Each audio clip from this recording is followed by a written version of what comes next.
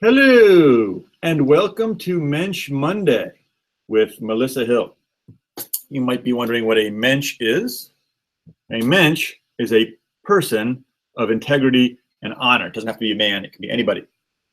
So that's the format of Mensch Monday. This is the first one. And we find a mensch, an awesome person, and of course we have Melissa here.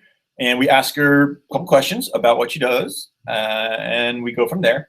Melissa is the librarian, or middle school librarian, at the Lowell School in Washington, D.C. Welcome, Melissa. Thank you so much. So Melissa, first question.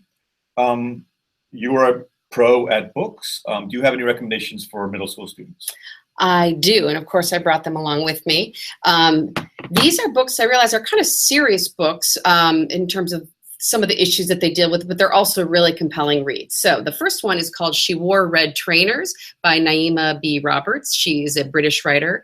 And this book is about a young Muslim girl and boy, and it's written actually from each of their perspectives. The chapters alternate, and it's about their relationship and trying to live their relationship as teenagers, their romance in the confines, or rather, the parameters, I should say, of their fairly conservative faith. So I really like that book. It's a good introduction to a certain kind of Islam, if you're not familiar with that, and it's an important book, I think, to read today.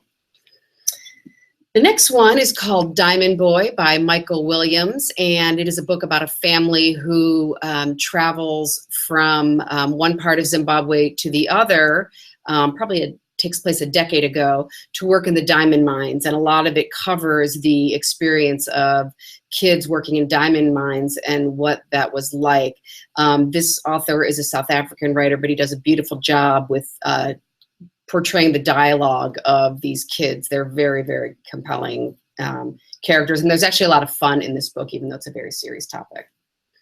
The last one takes place in Brooklyn. It's about a Latina girl named Sierra. She's actually of Puerto Rican descent. And what's kind of cool about the book is that the neighborhood figures largely in this. So if you like books that take place in New York City or give you a good sense of place, this one is definitely it. Shadow Shaper. Shadow Shaper, yes, by Daniel Jose Older. He is a wonderful writer and does an incredible job with dialogue. You feel like you're really listening in on some conversations. For kids who like fantasy, it's also a great book because it's about graffiti artists who paint murals, and then some of the murals come alive and actually talk to them. Awesome. What recommendations do you have for teachers? So this summer, I spent a lot of time looking back at a guided inquiry model by Carol Kultow, because we're in the process of trying to find a good research model here for our school and one that fits. And I think that we have found one in this model. I really like it because it gives the kids an opportunity to really come up with authentic research projects that are interesting to them. It lets them really dive deep into topics and really explore and develop a topic, which is something we often don't give kids a lot of time to do. So I think that's a great book.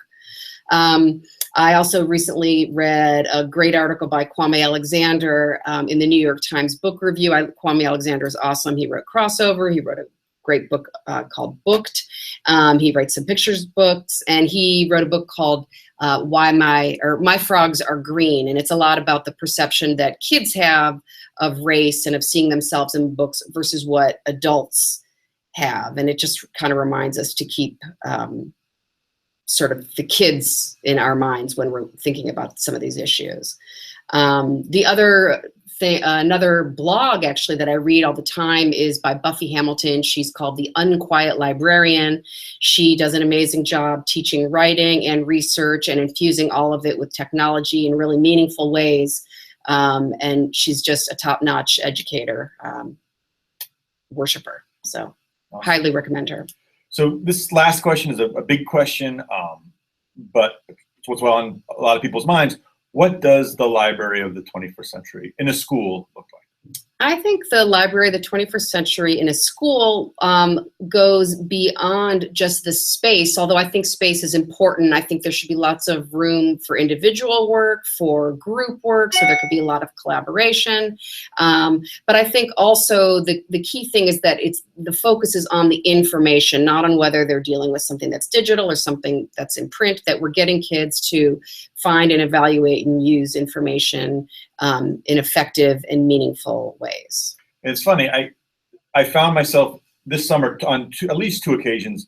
I needed a place to work, and I don't work well at home. And I went to the library. I went to my local library, and I sat there for hours and got work done. So there's something to this learning commons thing. Yes, I feel like. yes, absolutely. I mean, I do think atmosphere. You know, when you are talking about the physical space of a library, I do think that, you know, giving an atmosphere with lots of different kinds of spaces for different kinds of learning and tasks is really important. And the last thing I'll mention about school libraries is I think breakout spaces are essential. We have a lovely new library. It's lovely. We really only have one breakout space. Right. I could use like 2 or 3. Yes. I know they don't get used a lot, but when they get used, they're gold. And being able to close that glass door, and just working in small teams. Librarians talk about that, don't they? All the time, yes. I mean, the conference rooms that we have on all the other floors, sometimes I wish they were attached to our library, because it's not just a matter of, you know, dividing kids up and putting them at different tables. It's really having the chance to kind of, you know, close the door, write tons of notes on the wall, you know, and just have that sort of space where they're not bothering anybody else, but they can just brainstorm and work together. Definitely. Melissa, I'm so grateful. Thank you for being our very first guest on Mensch Monday. And I know it's Tuesday, but we had some technical difficulties yesterday. We did it. We killed it a second time. And thanks for watching, and we'll see you next time. Sounds good.